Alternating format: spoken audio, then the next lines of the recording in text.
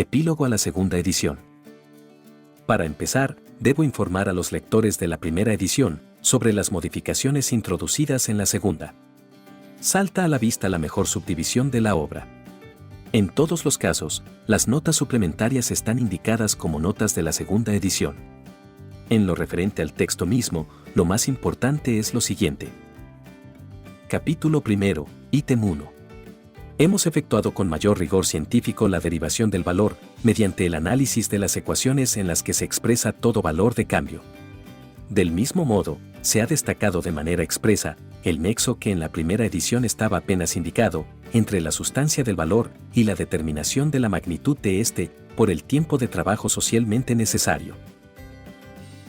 Se ha reelaborado íntegramente el capítulo primero, ítem 3, la forma de valor, tal como ya lo exigía la exposición doble de la primera edición. Dejo constancia de paso que esa exposición doble me la había sugerido en Hannover mi amigo el Dr. Ludwig Kugelmann. Me encontraba de visita en su casa en la primavera de 1867, cuando llegaron de Hamburgo las primeras galeras, y fue él quien me persuadió de que hacía falta para la mayor parte de los lectores una exposición suplementaria y más didáctica de la forma de valor. Se ha modificado en gran parte el último apartado del capítulo primero, el carácter fetichista de la mercancía, etc.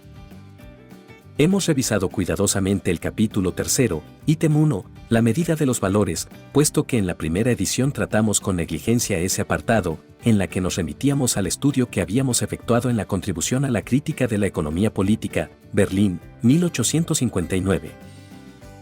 Reelaboramos considerablemente el capítulo séptimo y en especial el ítem 2.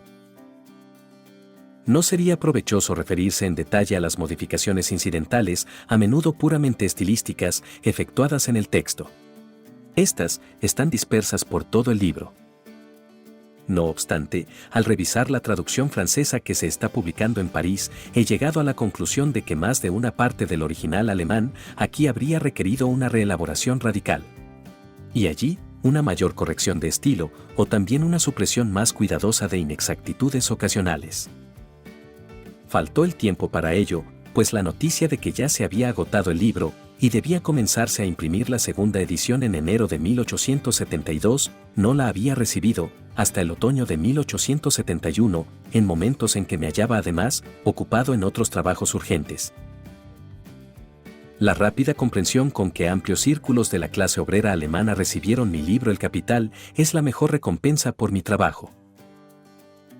Un hombre que en lo económico representa el punto de vista burgués, el fabricante vienés, señor Mayer, expuso certeramente en un folleto publicado durante la Guerra Franco-Prusiana, que la gran capacidad teórica que pasa por ser el patrimonio alemán, ha abandonado totalmente a las clases presuntamente cultas de Alemania y renace por el contrario, en su clase obrera. La economía política ha seguido siendo en Alemania hasta la hora actual una ciencia extranjera. En su libro Representación histórica del comercio, artesanía, etc., y particularmente en los dos primeros tomos de la obra publicados en 1830, Gustav von Gulich examinó ya las circunstancias históricas que obstruyeron entre nosotros el desarrollo del modo de producción capitalista. Y por tanto, también el que se constituyera la sociedad burguesa moderna. Pues faltaba el suelo nutricio de la economía política que se la importó en calidad de mercancía ya terminada de Inglaterra y Francia. Los profesores alemanes de esa ciencia siguieron siendo discípulos y en sus manos la expresión teórica de una realidad extranjera se transformó en colección de dogmas interpretados por ellos conforme al espíritu del mundo pequeño burgués que los rodeaba y en consecuencia mal interpretados. Se procuraba ocultar el sentimiento de impotencia científica, no totalmente reprimible.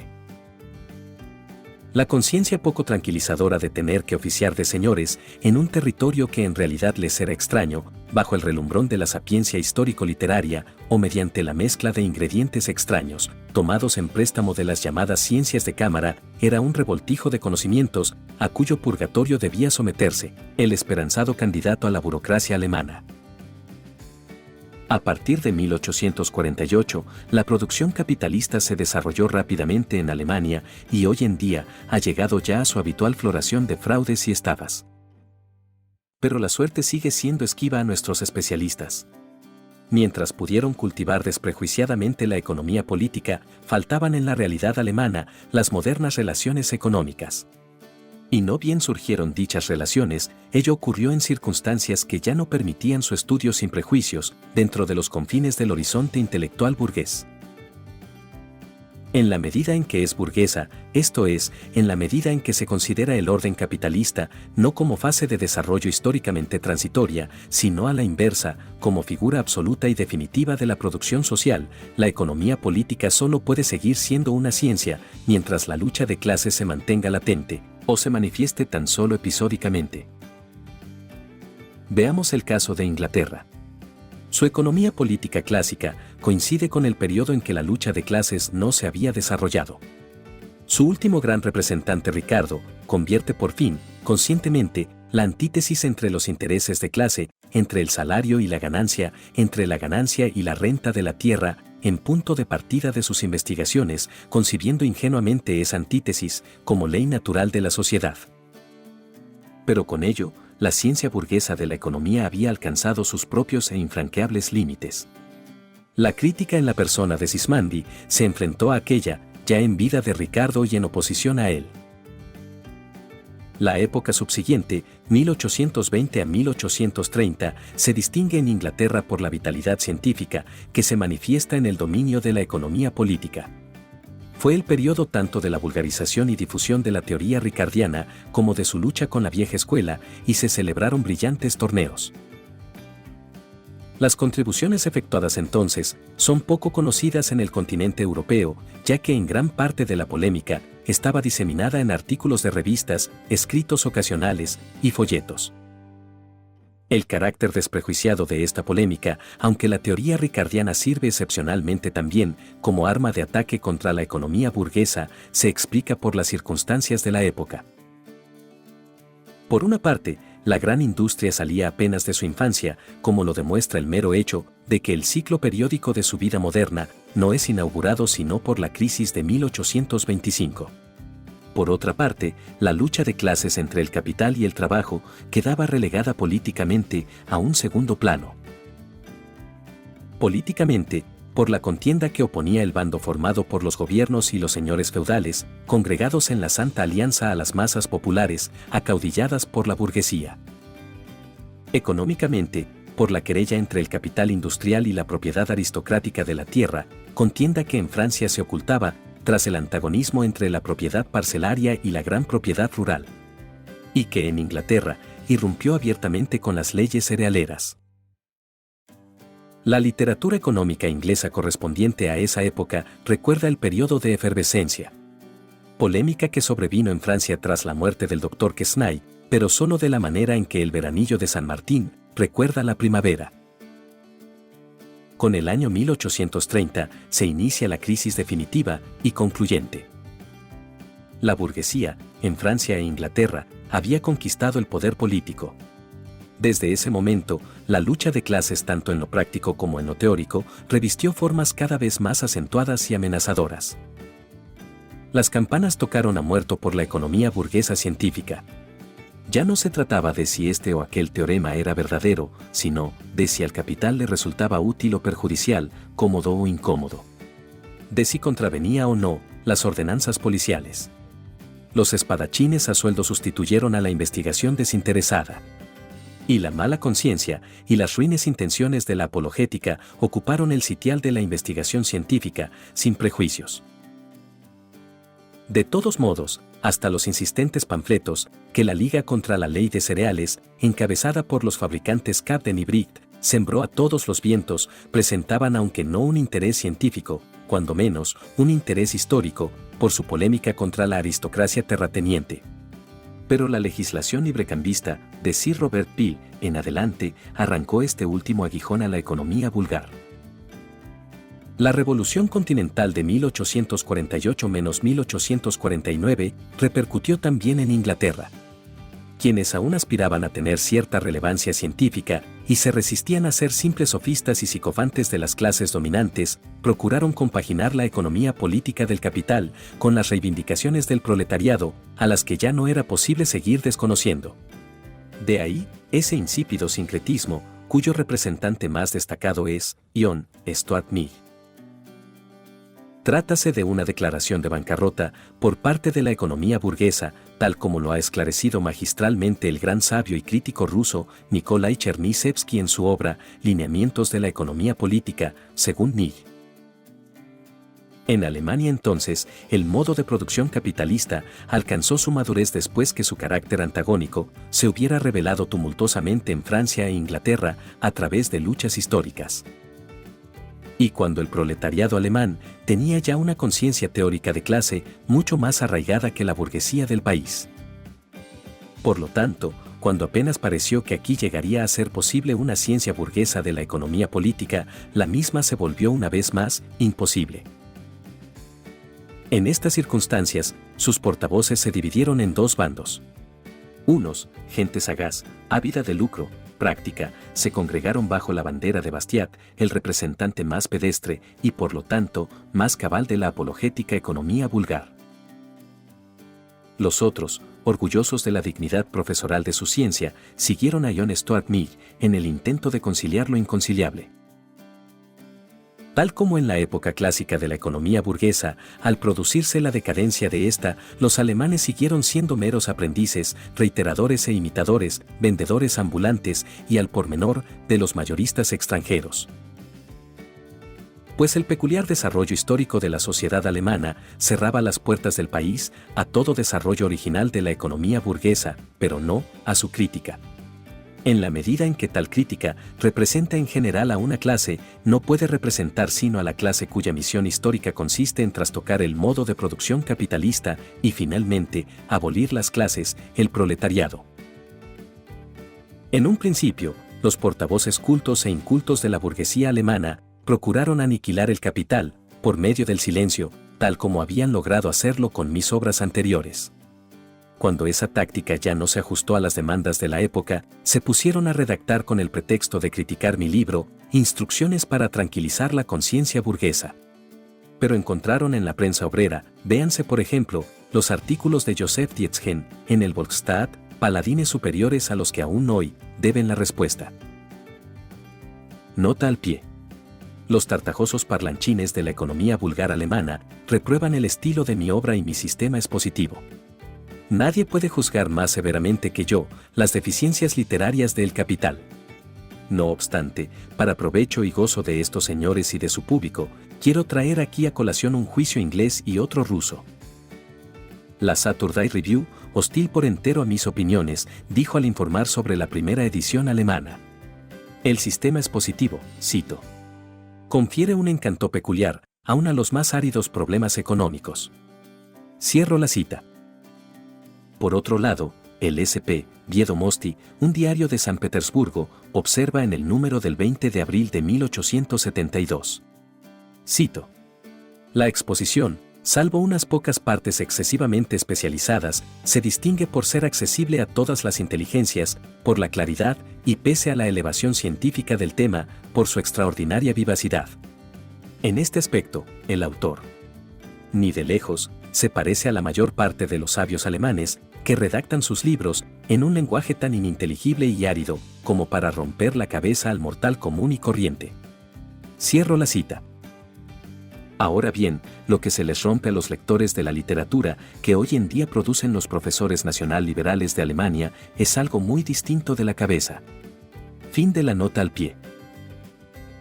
En la primavera de 1872, apareció en San Petersburgo una excelente traducción rusa de El Capital. La edición, de 3.000 ejemplares, ya está prácticamente agotada. En 1871, el señor Nikolai Sieber, profesor de Economía Política en la Universidad de Kiev, ya había presentado en su obra, de título La teoría de David Ricardo sobre el valor y el capital, mi teoría del valor, del dinero y del capital, en sus lineamientos fundamentales, como desenvolvimiento necesario de la doctrina de Smith y de Ricardo. En la lectura de esta meritoria obra, lo que sorprende al europeo occidental es que el autor mantenga consecuentemente un punto de vista teórico puro. El método aplicado en el Capital ha sido poco comprendido, como lo demuestran ya las apreciaciones contradictorias entre sí acerca del mismo. Así, La revista positivista de París me echa en cara por una parte que enfoqué metafísicamente la economía. Y por la otra, adivínese, que me limite estrictamente al análisis crítico de lo real, en vez de formular recetas de cocina para el bodegón del porvenir. Contistas. En cuanto a la inculpación de metafísica, observa el profesor Sieber. Cito.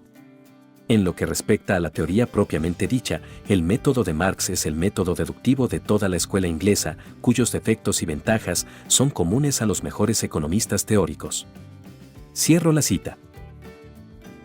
El señor Maurice Bloch, en su obra Los teóricos socialistas en Alemania, extraído del Diario de Economistas, en julio y agosto de 1872, descubre que mi método es analítico, y dice, entre otras cosas. Cito. Con esta obra, el señor Marx se coloca al nivel de las mentes analíticas más eminentes. Cierro la cita. Los críticos literarios alemanes se alborotan naturalmente, acusándome de sofistería hegeliana. La revista de San Petersburgo, Viestnik Evropy, El Mensajero de Europa, en un artículo dedicado exclusivamente al método de El Capital, número de mayo de 1872, páginas 427 a 436. Encuentra que mi método de investigación es estrictamente realista. Pero el de exposición, por desgracia, dialéctico alemán. Dice así. Cito. A primera vista, y si juzgamos por la forma externa de la exposición, Marx es el más idealista de los filósofos. Y precisamente en el sentido alemán. Esto es, en el mal sentido de la palabra. Pero en rigor, es infinitamente más realista que todos sus predecesores en el campo de la crítica económica. En modo alguno, se lo puede llamar idealista. Cierro la cita. Además, no puedo dar más cumplida respuesta al autor de ese artículo que transcribir algunos extractos de su propia crítica que tal vez interesen a no pocos de los lectores para los cuales es inaccesible el original ruso. Luego de citar un pasaje de mi prólogo a la crítica de la economía política, Berlín, 1859, páginas 4 a las 7, en el que discuto la base materialista de mi método, el autor prosigue. Cito. Para Marx, solo una cosa es importante. Encontrar la ley de los fenómenos en cuya investigación se ocupa. Y no solo le resulta importante la ley que los rige cuando han adquirido una forma acabada y se hallan en la interrelación que se observa en un periodo determinado. Para él, es importante además y sobre todo, la ley que gobierna su transformación. Vale decir, su desarrollo, la transición de una a otra forma, de un orden de interrelación a otro. No bien ha descubierto esa ley, investiga sin omitir ninguna particularidad, los efectos a través de los cuales se manifiesta en la vida social. Conforme a ello, Marx solo se empeña en una cosa, en demostrar mediante una rigurosa investigación científica la necesidad de determinados órdenes de las relaciones sociales y en la medida de lo posible, comprobar de manera inobjetable los hechos que les sirven de puntos de partida y de apoyo. A tal efecto, basta plenamente que demuestre al mismo tiempo que la necesidad del orden actual trae la necesidad de otro orden en que aquel tiene que transformarse inevitablemente. Siendo por entero indiferente que los hombres lo crean o no, que sean o no conscientes de ello. Marx concibe el movimiento social como un proceso de historia natural, regido por leyes que no solo son independientes de la voluntad, la conciencia y la intención de los hombres, sino que por el contrario, determinan su querer, su conciencia e intenciones. Si el elemento consciente desempeña en la historia de la civilización un papel tan subalterno, ni que decir tiene que la crítica cuyo objeto es la civilización misma, menos que ninguna otra, puede tener como base una forma o un resultado cualquiera de la conciencia. O sea, no es la idea, sino únicamente el fenómeno externo, lo que puede servirle de punto de partida. La crítica habrá de reducirse a cotejar o confrontar un hecho, no con la idea, sino con otro hecho. Lo importante para ella, sencillamente, es que se investiguen ambos hechos con la mayor precisión posible y que estos constituyan en realidad, el uno con respecto al otro, diversas fases de desarrollo. Le importa ante todo, que no se escudriñe con menor exactitud, la serie de los órdenes, la sucesión, y concatenación, en que se presentan las etapas de desarrollo.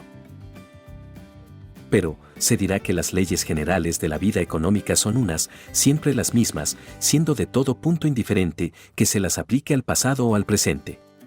Es esto precisamente lo que niega Marx. Según él, no existen tales leyes abstractas. En su opinión, por el contrario, cada periodo histórico tiene sus propias leyes. Una vez que la vida ha hecho que caduque determinado periodo de desarrollo, pasando de un estadio a otro, comienza a ser regida por otras leyes. En una palabra, la vida económica nos ofrece un fenómeno análogo al que la historia de la evolución nos brinda en otros dominios de la biología. Al equipararlas a las de la física y las de la química, los antiguos economistas desconocían la naturaleza de las leyes económicas. Un análisis más profundo de los fenómenos demuestra que los organismos sociales se diferencian entre sí tan radicalmente como los organismos vegetales se diferencian de los animales. Es más, exactamente, el mismo fenómeno está sometido a leyes por entero diferentes debido a la distinta estructura general de aquellos organismos, a la diferenciación de sus diversos órganos, a la diversidad de las condiciones en que funcionan, etc. Marx niega, a modo de ejemplo, que la ley de la población sea la misma en todas las épocas y en todos los lugares. Asegura, por el contrario, que cada etapa de desarrollo tiene su propia ley de la población. Con el diferente desarrollo de la fuerza productiva, se modifican las relaciones y las leyes que las rigen. Desde este punto de vista, al fijarse como objetivo el de investigar y dilucidar el orden económico capitalista, no hace sino formular con rigor científico la meta que debe proponerse toda investigación exacta de la vida económica. El valor científico de tal investigación radica en la elucidación de las leyes particulares que rigen el surgimiento, existencia, desarrollo y muerte de un organismo social determinado y su reemplazo por otro, superior al primero. Y es este el valor que de hecho tiene la obra de Marx. Cierro la cita. Al caracterizar lo que él llama mi verdadero método, de una manera tan certera y tan benévola, en lo que atañe a mi empleo personal del mismo, que hace el articulista, sino es describir el método dialéctico.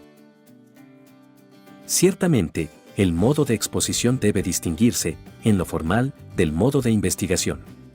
La investigación debe apropiarse exhaustivamente de su objeto, analizar sus distintas formas de desarrollo y rastrear su nexo interno.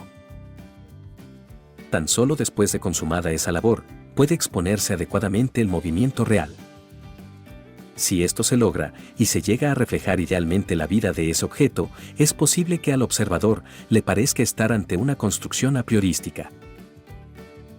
Mi método dialéctico no solo difiere del de Hegel en cuanto a sus fundamentos, sino que es su antítesis directa.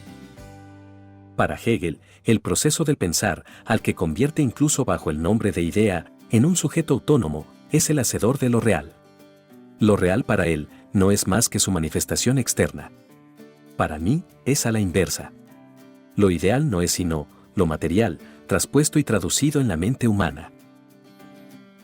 Hace casi 30 años, sometí a crítica el aspecto mistificador de la dialéctica hegeliana en tiempos en que todavía estaba de moda. Pero precisamente, cuando trabajaba en la preparación del primer tomo de El Capital, los irascibles, presuntuosos y mediocres epígonos, que llevan hoy la voz cantante en la Alemania culta, dieron en tratar a Hegel, como el buen Moses Mendelssohn trataba a Spinoza en tiempos de Lessing, como a un perro muerto. Me declaré, pues, abiertamente discípulo de aquel gran pensador, y llegué incluso a coquetear aquí y allá, en el capítulo acerca de la teoría del valor, con el modo de expresión que le es peculiar. La mistificación, que sufre la dialéctica en manos de Hegel, en modo alguno impide que haya sido él, quien por primera vez expuso de manera amplia y consciente las formas generales del movimiento de aquella. En él, la dialéctica está puesta al revés. Es necesario darle vuelta para descubrir así el núcleo racional que se oculta bajo la envoltura mística. En su forma mistificada, la dialéctica estuvo en boga en Alemania porque parecía glorificar lo existente. En su figura racional, es escándalo y abominación para la burguesía y sus portavoces doctrinarios, porque en la comprensión positiva de lo existente incluye también, y al mismo tiempo, la comprensión de su negación, de su necesaria ruina. Porque concibe toda forma desarrollada en el fluir de su movimiento y por tanto, sin perder de vista su lado perecedero, nada la hace retroceder y porque es por esencia, crítica y revolucionaria. El movimiento contradictorio de la sociedad capitalista se le revela al burgués práctico de la manera más contundente durante las vicisitudes del ciclo periódico que recorre la industria moderna. Y en su punto culminante, en la crisis general. Esta crisis nuevamente se aproxima, aunque aún se halla en sus prolegómenos. Y por la universalidad de su escenario y la intensidad de sus efectos, atiborrará de dialéctica hasta a los afortunados advenedizos del nuevo Sacro Imperio Prusiano Germánico. Karl Marx. Londres, 24 de enero de 1873.